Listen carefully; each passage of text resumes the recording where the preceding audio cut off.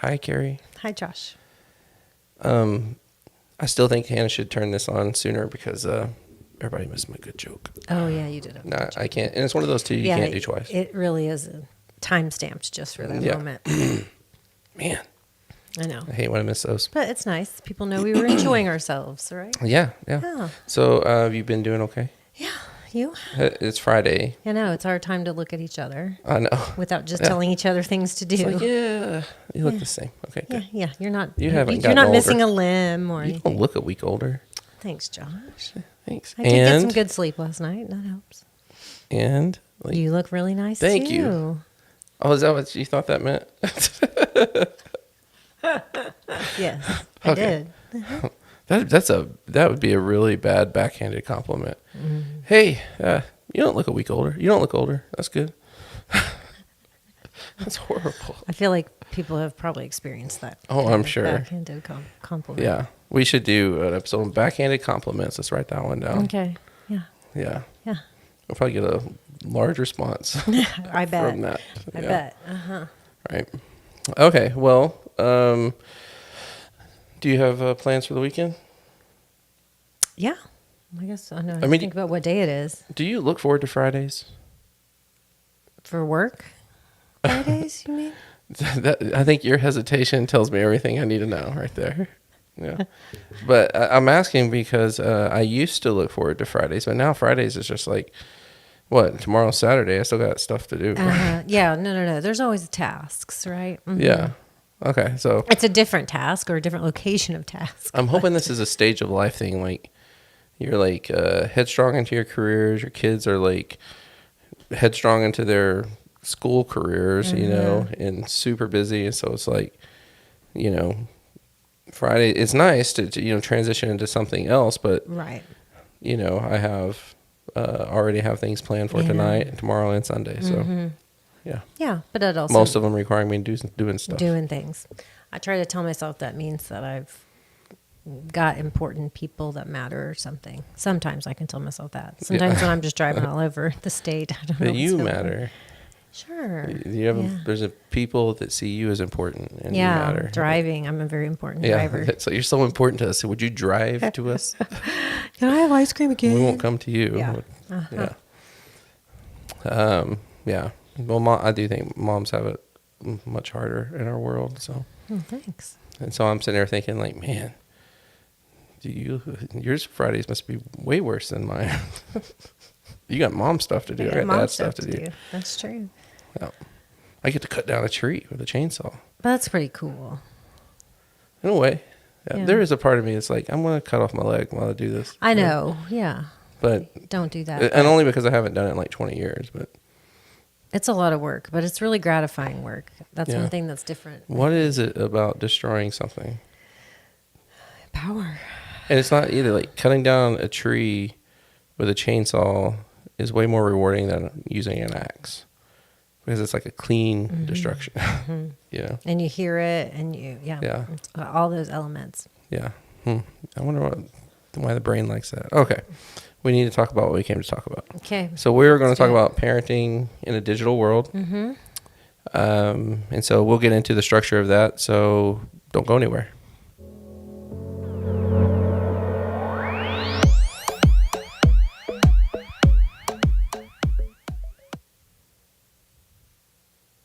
We're back after our long break. We're going to talk about parenting in the digital world. So welcome to Therapist Take. That's what we're going to do today. Before we get into the structure, the format of this episode, just remind everybody to please subscribe to our channel on YouTube particularly. And don't forget to ring the bell so you can be notified when our videos are posted. But also, we will eventually drop this episode on the audio platforms for the podcast. And so head on over to Apple Podcasts, Spotify, or the other various platforms where you get your podcast, and make sure you follow our show there. And then also give us that 5-star review and maybe even say a couple kind words. Mm-hmm. Okay. So we're going to talk about parenting in a digital world. So before we dive into that, we'll just kind of go over the format. The first thing we're going to dive into is just the question of should parents be concerned about this? And the difference in digital natives and the digital immigrants. We're going to talk about that a little bit. And it's a particular book we're going to reference with that, which I keep holding the paper up. And then we're just going to talk about the do's and the don'ts of parenting in a digital world. And then we'll kind of finish out with talking about some different resources. So, perfect. Yeah. Okay. So when you hear parenting in a digital world, what do you think of? Phones, screens, internet, apps. Yeah. Yeah, I think of so many. I mean, there's so many things.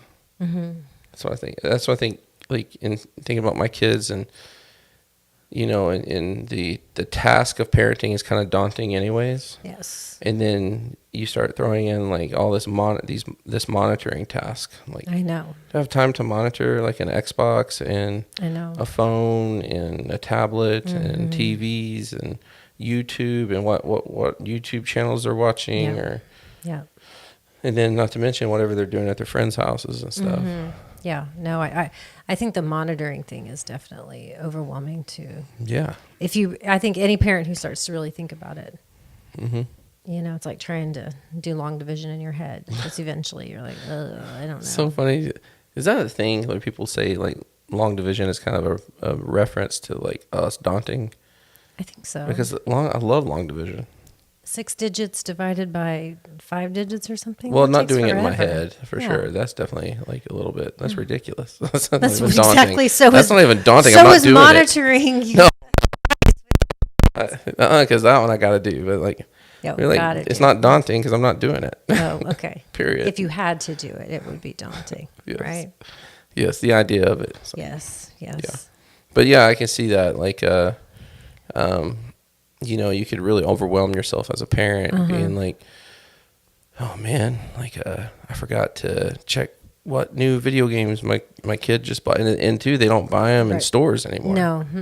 I mean, my 16-year-old's always texting me like, hey, I just bought a video game and I put $5 on your desk, because he knows he's got to pay for it, but it's attached to our credit card. So, and I'm like, I don't know everything that he's buying, and so right.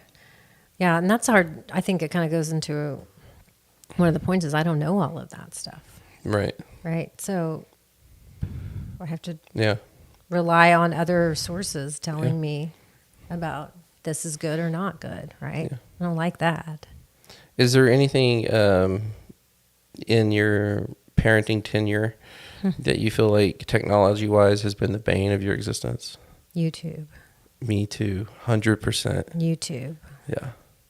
Which interestingly enough, might not be the most dangerous one. I don't know. I mean, maybe not, but I've noticed it impacting my kids' moods, my kids' sleep, my kids' like focus and attention. Yeah.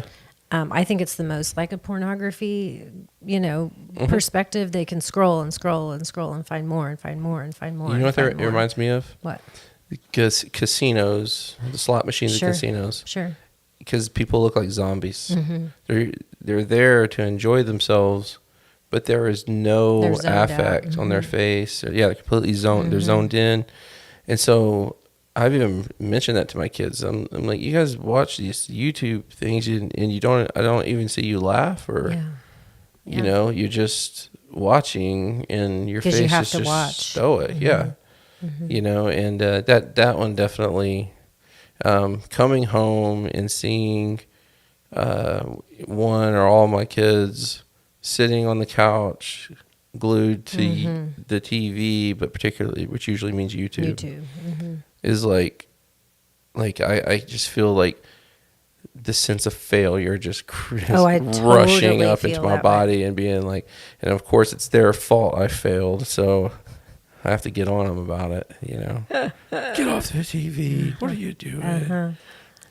Sure. This house is a disaster. Every standard parent response right there. Right. When I walk into my house, the first thing, when I walk around the corner, so first thing I do is walk past the laundry room. And my oldest son has a pet rabbit, and in his defense, he is a wonderful pet owner, way better than me even to now, but definitely when I was 16. But even now, like, he cleans his cage, he makes sure the rabbit's fed, he lets us know if we need to get bedding or something for him, and he gets him out every single day and just gets him some exercise in, you know. I don't know how you play with a rabbit, but he lets him exercise. And so the first thing I do is walk past this laundry room that still smells like a rabbit. Always. You know, so that's my first experience. I come home, smell rabbit. Okay, I'm used to that. Around the corner, you know, I'm entering to the kitchen, and the first thing that's right there is the trash. And then off in the distance is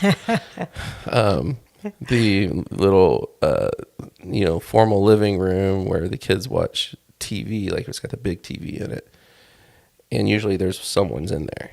And so I'm smelling rabbit, seeing trash, and then seeing them watch TV. It's just not a good, you know, what wires together type thing in the brain, where it's like, you're enjoying yourself way too much right now. I just smelt rabbit and saw piled trash. Yep. So, anyways, I just thought of that. That's I probably should go in a different door. I think you should. Maybe you should walk backwards. Maybe we should go.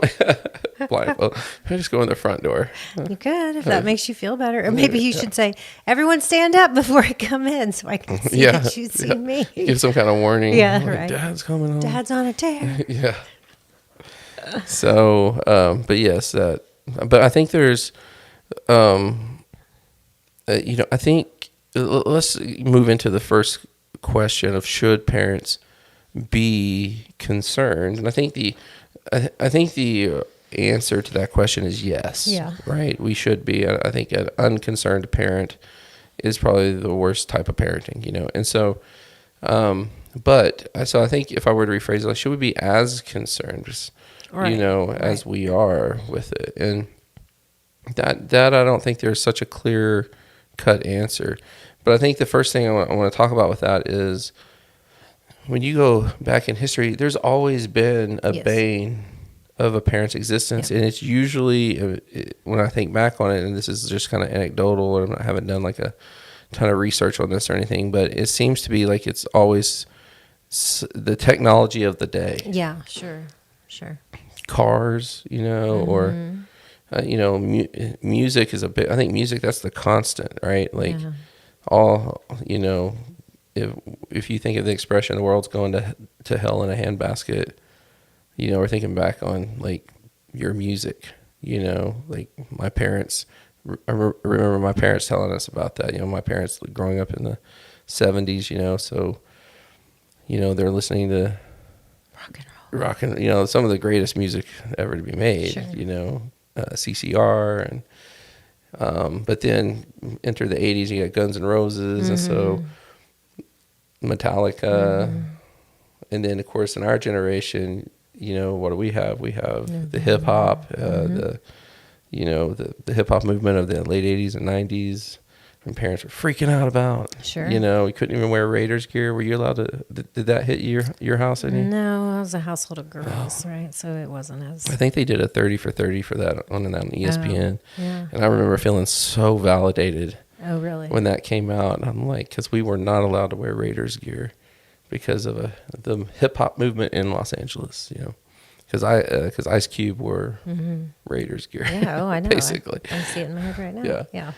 And so, you know, and then for me, with my kids, I'm like, their music, I feel like it's just crappy. It's not, you know, I'm not worried it's going to pollute their minds. No, I'm worried that it's like going to make them dumber. You know, like. I feel that way. There's no real art in it. Come on. Yeah. That's probably not. That's not true. That's I'm just not, being. But I think that's there's something. There's always something like that, right? Yeah. Well, yeah. I mean, and I definitely know that when I was a kid, that laying around and watching TV, like it's, you know, making you lazy and dumb, and all you want to do is talk on the phone. You don't want to, you know, all of that technology of that time, right? Right. So sure, I think the question of should we be concerned, but in what ways should we be concerned? Right. That's what I think is really a more productive and helpful question to ask. Right. Yes. So, that one of the challenges, and one of the books you and I really like is this book right here, Closer Together, Further Apart, and we'll put a graphic on the screen. But it's written by Rob Weiss and Jennifer Schneider about just technology in the 21st century and how it's the differences and how it's affecting us and everything. And we're going to get into the second thing here in a little bit about digital natives and digital immigrants. But one thing that really struck me about this book that I really agree with is how, there's all this research that says this is what's happening. Now, granted, this book was written in 2014, and we're going to talk about, that we do have some case studies and outcomes and stuff to talk about now. But back when this book was written, it was in 2014. So we're, cell phones have been around iPhones as they are now have been around 2 years, 3 years. Is it 2012 when they came out, or is it earlier? I don't know, but close. They were still early. Yeah. So, but it still wasn't that long ago. Mm-hmm.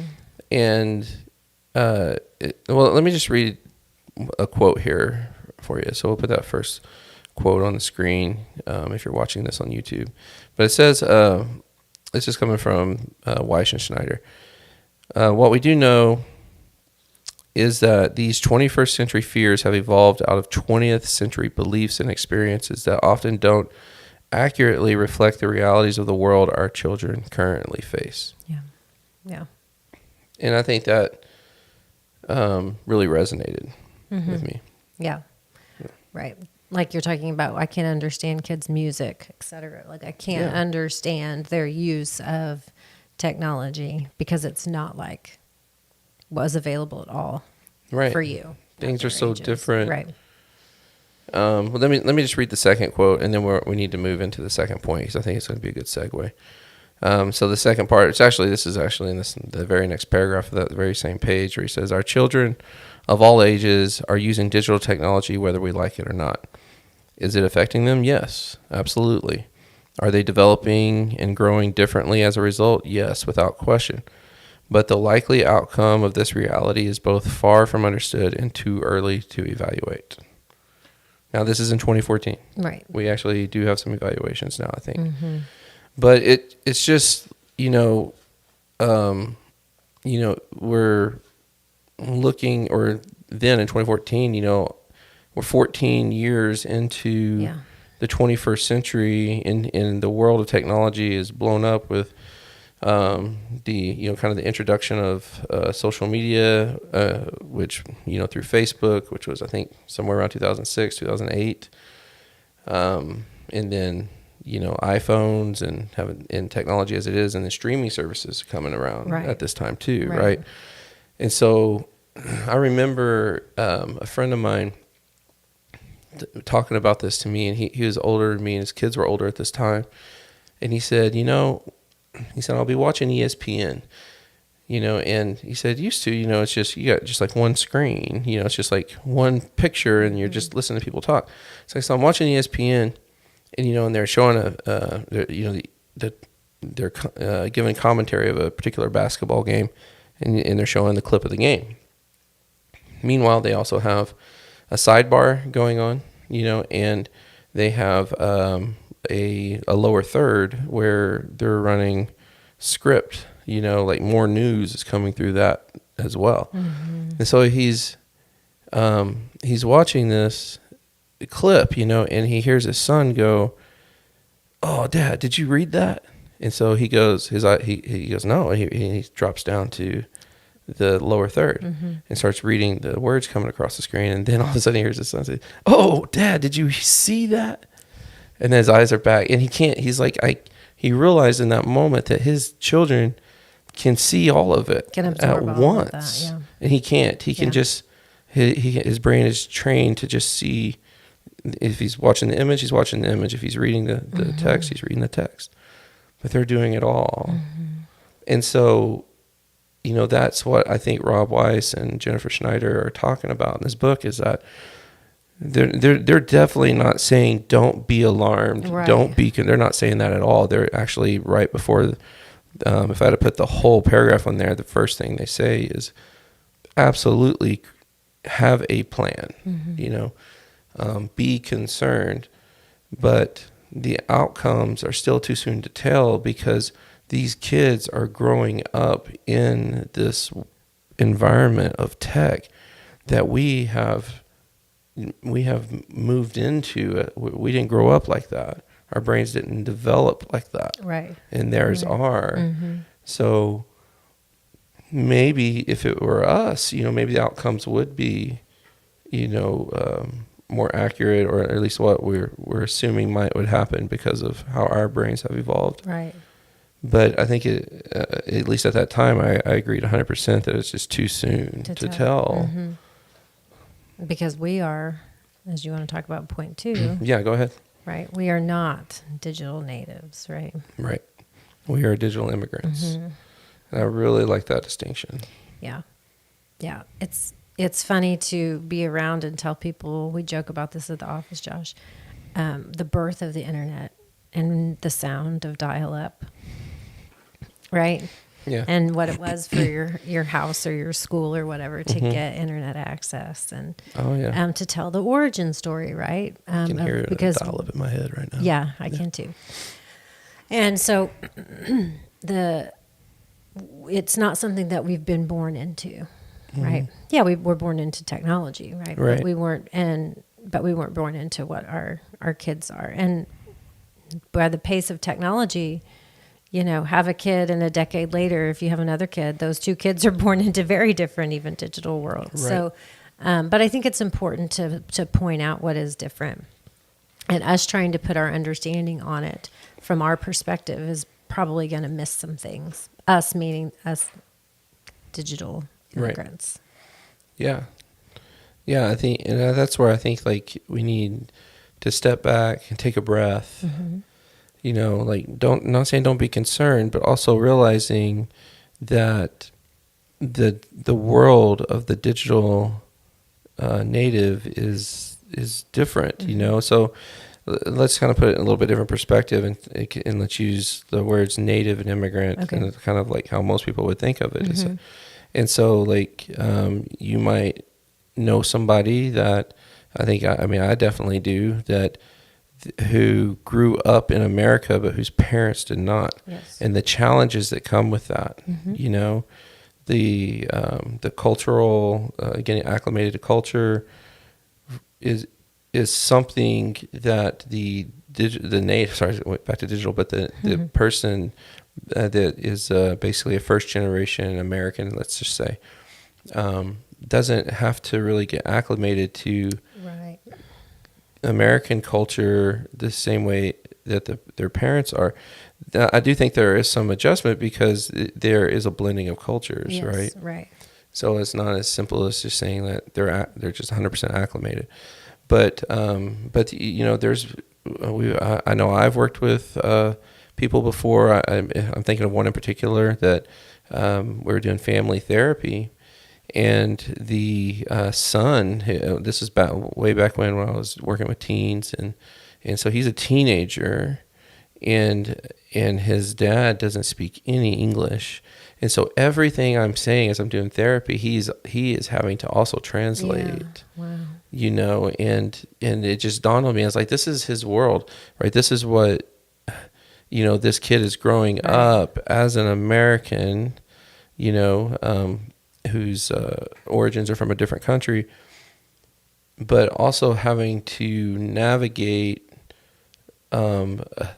parents that don't understand in a very real way, because of the language barrier, but just probably too just in a just cultural understanding and things that he gets, and I think that's actually where the conflict was happening between dad and son. But it's just, so you look at that from a technological standpoint of that, we're watching something happen with our children that we do not understand. And on top of that, we don't even know the outcome. We don't even know if this is good or bad. Right. It's just different right now. So those are two key ingredients for some real anxiety. Oh, heck yeah. Right. Our kids are guinea pigs. Ugh, I hate that. Yeah, I mean, they're the first. And so, it's kind of scary. But think about friendships, for example, like, so I would venture to say, like, so let's go back to like the late 90s, early 2000s, okay? If my kids are spending all their time on Mario Brothers, it's just, they're completely engaged into this video game where it's just a solo game, them by themselves. And if it's not a solo game, it means somebody's sitting right next to them playing it with them, right? That's not how it works anymore. Yeah. When my kids say my friend, there are basically 3 different types of friends that we're talking about here. Right. Gaming friends, school friends, and then community friends. Yeah. And so, which is weird that I have to clarify, but which friend? My wife and I have talked about, especially like my oldest, who does a lot of gaming. He's also very introverted. That, his early on before he could drive, he would have friends. I mean, a lot of his friends were online, and so. And now, of course, when they're in school and stuff, school friends can also be online friends, but they also meet people through those systems, and he's getting social contact, right? But there's still a screen division, right? Like we know with working with, therapy is much more effective when we have our clients in the office with us. It's not effective when they're on Zoom or something, but there is that barrier that, making somebody 3D into 2D, is, does, add a different challenge. And yes, it does. Yeah. And I think that because that's unfamiliar to me, that it's very easy to discount those friendships. Those aren't your real friends, right? How do you even know? I asked my son, the only one of my kids that does that for age, and I ask him all the time, I don't want you playing things with people that you don't know. And then he always rolls his eyes, but Mom, right? Yeah.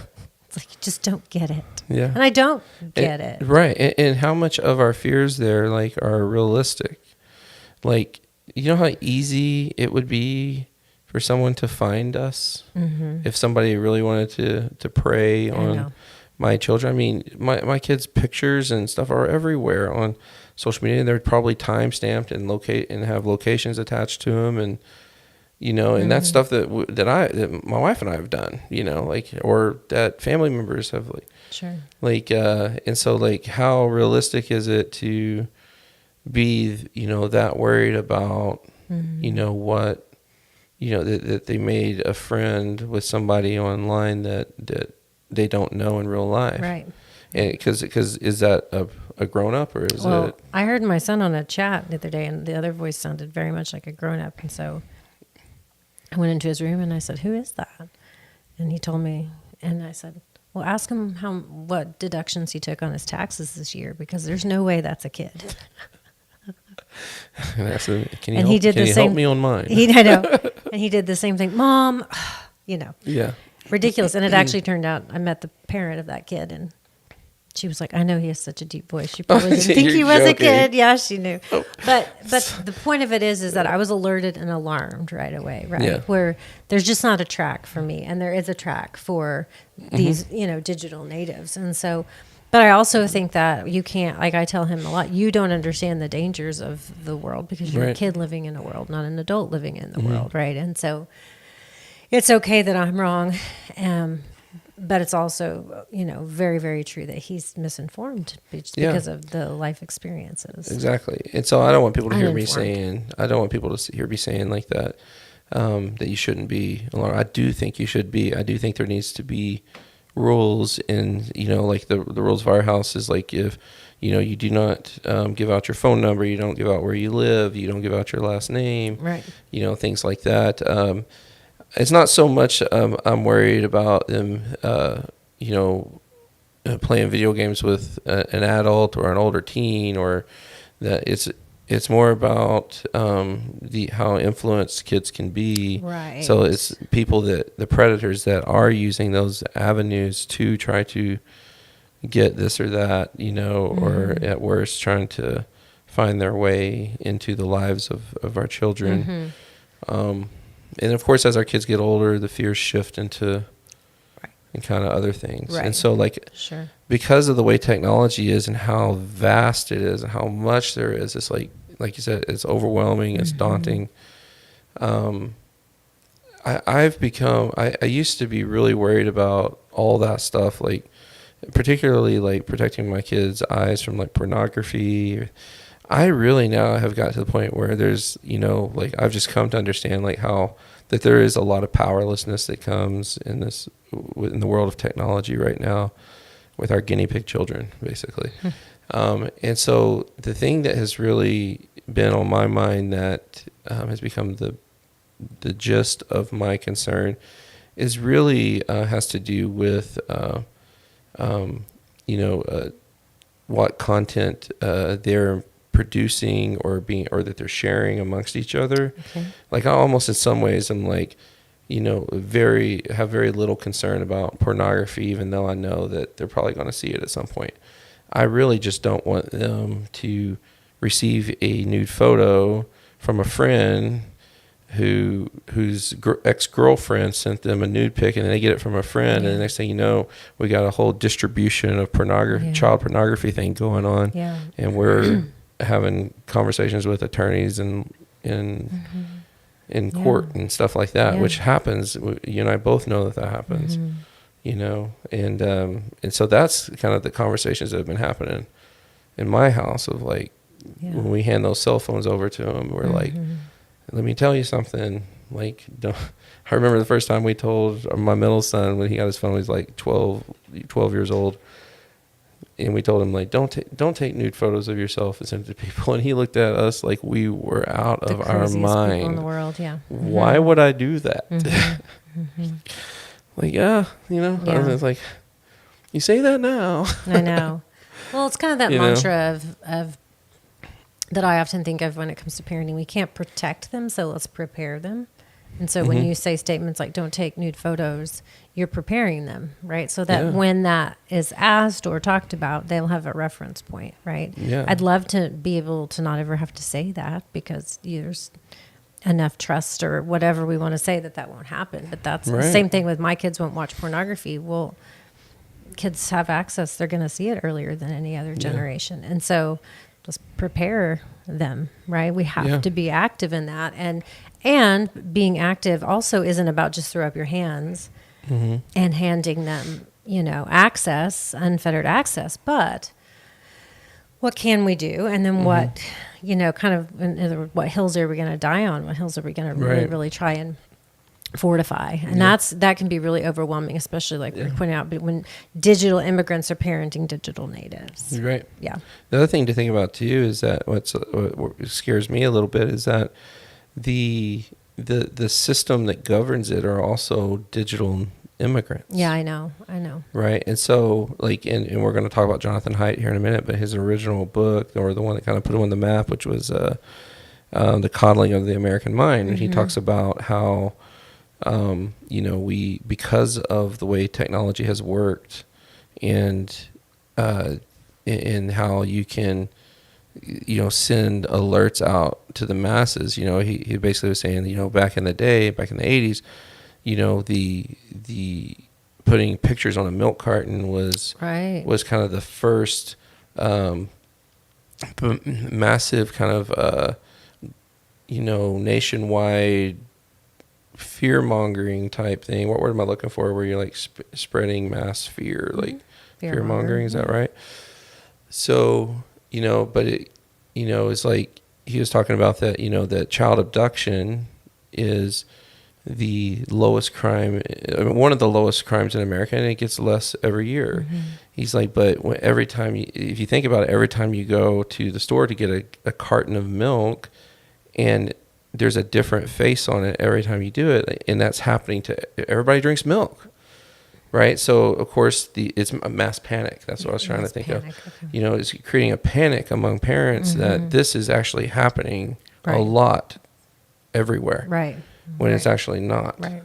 And so, so then the system responds to it, and so then he's got, he tells these stories about like, how, 15-year-old.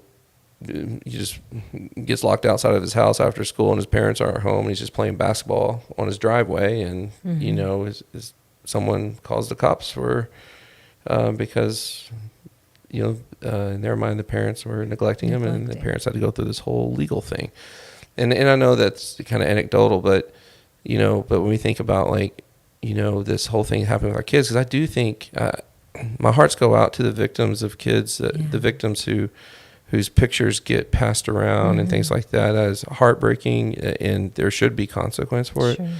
But putting a 12-year-old and running them through a legal system of, production and distribution of child pornography, in my mind, is just asinine. Like, that's not what that law was for. My guess is whoever put that law into effect was not thinking about a 12-year-old sharing another picture of a 12-year-old to another 12-year-old. You know what I mean? And so it's also, there's this thing going on among kids that are digital natives, that the digital immigrants who are running the show aren't understanding. Yeah, that's a really great so point. that's what's alarming to me about it. Anyways, I kind of went on a long rant there. Yeah, well, and I think you brought up Jonathan Haidt's book that we wanted, his newer book, I think it's titled something, The Anxious Generation. Okay, I have not read this one. I haven't read it all the way. I've listened to him talk about his book, and I've listened to him talk about his research. But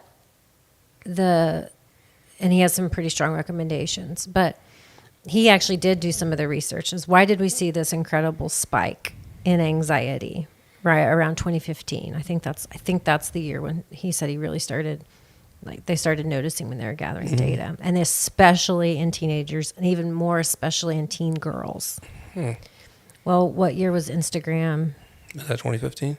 So it was after Facebook and Instagram started, right? Yeah. So when the huge rise of these social media platforms rose, there was a significant, sharp increase in anxiety and depression symptoms, right? I knew that was true with Facebook, but I'm wondering with Instagram, does he talk about, because the nature of Instagram is mostly photos, pictures, right? So I think that was what was unique. I mean, especially then, it was what was unique about Instagram compared to Facebook and even, the older platforms. But so it's not necessary that he or we are saying it's causal, but it's definitely strong correlation, right?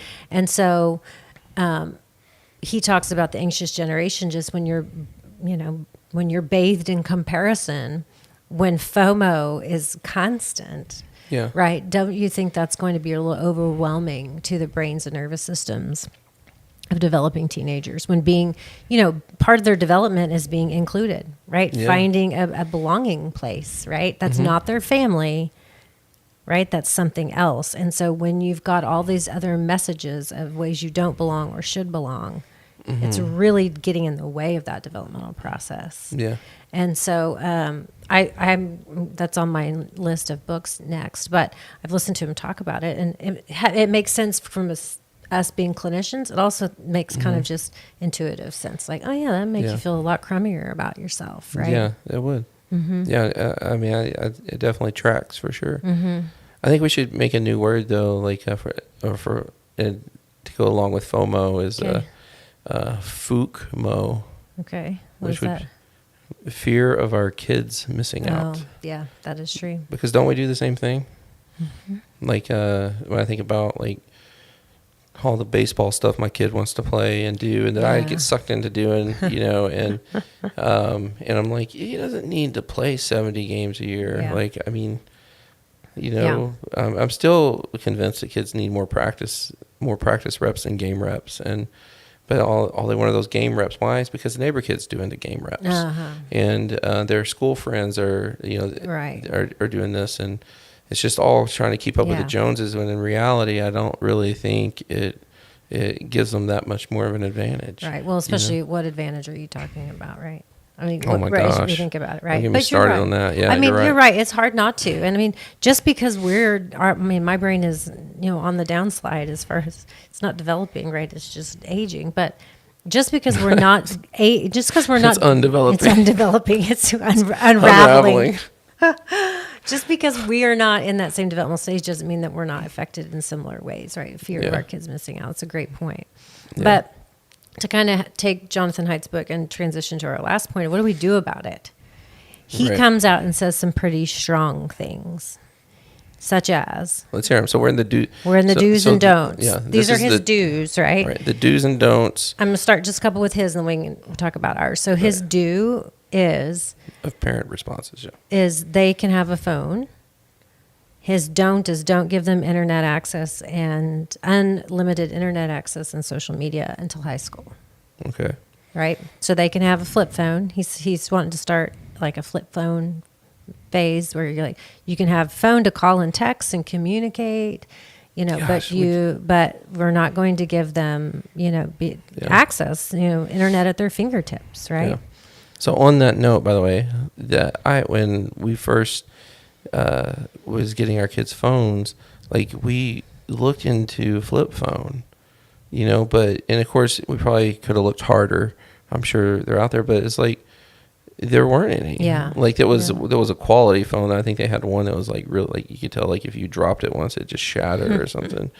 But it's like, we should really, these phone companies should really go back and invest in some really quality flip phones. There's been some things I've seen on social media about parents getting onto let's start a trend where my kids have flip phones. Yeah. Right. So, but those are the ones that really stand out, around how do we limit that? How to prepare? What do we do about this? Right. Some of the do's also that we can even talk more about is, yes, you do need to monitor your kids' use of the internet, of their social media, of their messages, etc. Absolutely. Yeah. And I linked a couple old videos from, Diana Giles, she's an IT person, but she is taking special interest in what she calls, and has coined, like this is her trademarked name, is sensible cyber parenting. And but I didn't even realize there are things you can do if you just go into your log into your router at home. She's like, there's just some simple codes that you can do to help protect what content is coming through. But but it all too is like kind of evaluating where your biggest concerns are, and so like for me that is like a lesser concern, as I just mentioned. What's more concerning for me is what is being exchanged, and so more so than monitoring what they're searching on the internet, which I do, but what my kids do, and they know we do this. That's the other thing too. I'd say is don't lie to your kids. Let them know that you're doing it. Like, don't secretly go into their phones. Like, let them know that you will be going into their phones at some point. You don't have to tell them when you do it. You can just say a random point in time. I'm also not going to ask you to hand me your phone and do it right in front of you either. Because the last thing I want to do is see my kids searching out some, pornographic website and find it right in front of them, But we monitor their texts probably more so than anything, which they know. But we go into their search history, and of course, we have things, like under parental guard and things like that. But the other thing to remember is that, they're always at friends' houses and stuff. Like, like my parents, so back in my day, we didn't have technology the way we had it now. We were reduced to like Playboy magazines or something like that. And so did my parents subscribe to Playboy magazine? No. You would not be able to find one of those in my house at all. But I had friends whose parents did. Sure. And guess what we were doing when nobody was home? We were curious, as kids are. And nowadays, it's a lot scarier because I would go out on a limb to say that stumbling onto an image, a Playboy image, is not as troubling to the mind as a kid these days, stumbling onto full-fledged hardcore video pornography. Sure. And the kind of the trauma that can, different type of trauma. Yes. But to your point, yes, I do. Monitoring is a do. Mm-hmm. What are some other do's? Plans. Do make sure that sleep is not interrupted or a part of technology. I mean, my son's phone is in my room at night. Yeah. He doesn't even have access to it. Yeah. I have a little cell phone holder. Mm-hmm. Put your cell phone in there. It's put up. It's mine. It belongs to me. I mean, that's the thing is I always also tell my kids about everything. They don't own anything. Right. It's all mine. Yeah. It's your phone that I let you use. Yeah. Right. But it's mine. And so I can do with it whatever I want. And that means that I get to check and see everything. That's something that as they get older, I will respect some of their privacy. But privacy and secrecy are different. Right. And things that could definitely harm you, I'm going to keep. So comes into my room at night also because I don't want... The other night, I forgot to turn his off, and at 2:30 in the morning, he got a text message. And so it woke me up. So I was furious, right? Because I love my sleep, right? Who's texting my kid, my little kid, at 2:30 in the morning? Another little kid, I guess, who wasn't sleeping. But the whole idea is I'm glad it was in my room, right? Yeah, sure. It's a lot to ask impulse control to get woken up and see who is it, and then start talking or messaging or whatever. And the argument my kids would make is like, that's where I use my alarm. So you know what we did? We bought them alarm clocks. I have that too. I did the same thing. And so don't buy blue light glasses. Like they're not going to wear them. It's so ridiculous, anyways. Like probably not. Who's going to put blue light glasses on? But I also think do make sure that you're modeling that stuff too. Yeah. If you're staying up all night on your screens, that's right. I'm not saying you're growing up, you don't have to do it the same, but just the idea that we're going to protect sleep. Right. It's important. Yeah. I want to address one major don't. Okay. And then one final do. Okay. So the major don't is don't tech shame your kids. There you go. I say that, I can't say that with a straight face. I know. Because I know I've done it. I think probably if we're all being honest, we've all done it. I've done it. Or like, I told you the story, like, or probably the thing that comes out of my mouth the most, and I kick myself away every time, is when, it's hard. You can't, when you trying to get kids out of the house, you can't get them out of the house. When you want them to move faster, they move slower. You want them to move slower, they move faster. And it's like, and they're like, oh, I forgot this, and I'm like, what you didn't forget was your phone, was it? Because I saw you on it for 30 minutes when you could have been making sure you had all your stuff ready, right? But, dogging on them for all their video games or whatever, if you're gonna, address an issue, just address the issue. You don't have to take that shame route with it, because if it's something we know about shame is that's going to help. They're going to dig in their heels. I mean, it's going to, you make a big deal out of it like that in a shameful way, it makes them feel bad about themselves. Yeah, and that's going to be a real hard battle now, just to be honest with you. If your kid is feeling a shame from you about their, tech use, and they live in a world of tech, and they have to choose one or the other, they're picking tech. You're a teenager and young adult. I don't mean they're casting you out. I just mean they're going to keep using it. It's too much in their world. Yeah. Right. So don't think shame is effective is what you're really saying too. Yeah.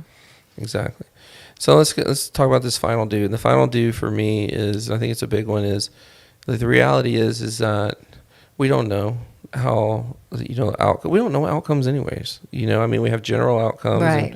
And, through statistics and everything, but for you particularly in your style of parenting, the challenges your children face with activities they're doing, that's why it all feels so vulnerable. And I think one thing that stands true today that stood true then that will stand true today is that one of the best things you can do to protect your children from tech addiction, porn addiction, video game addiction, or a plethora of other different types of challenges other than addiction that stem from technology, is to have a good relationship with your child. I agree. So one thing is keep your dialogue open with them. Like, this isn't a one and done deal. Right. It should be a dialogue. Right. So yeah, you might look at some of these things as some of the things that Jonathan Haidt's saying to do. I'm sitting there thinking, oh my gosh, like I didn't do that very well, and I didn't do,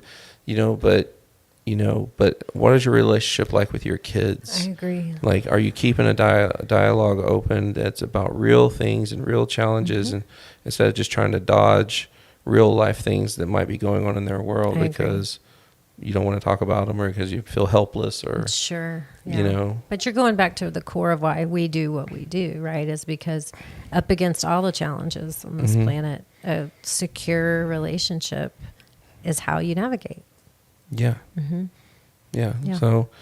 So if there's one thing that's within which I do think is within the control of a parent more so than we would like to believe, it's definitely more so than the kid, is developing that quality relationship with your child, a quality, trusting connection. Yep. And because we think about like a lot of like stuff that we work with like addiction, we often refer to it as an attachment disorder, right? So there's not a healthy attachment. Right. They don't have healthy attachments, and that usually begins in childhood. So create that healthy attachment with your kid. Don't overkill. Yeah. They'll be on to you if you do that. But, right. Yeah. I think that's a great way to sum it up. Yeah. Yeah. So we didn't really dive into all the resources, but I did put a list of them in the description as we speak, but I'm probably going to go back and I'll add the Jonathan Haidt book and anything else that we think of after we stop. Yeah, after we stop. Yeah. But thanks everybody for being here, and I think we're gonna take a week off next week, and then we'll be back. Hopefully she'll be able to make it, but we're gonna have Dr. Catherine on with us to talk about chiropractic. How do you say chiropractic?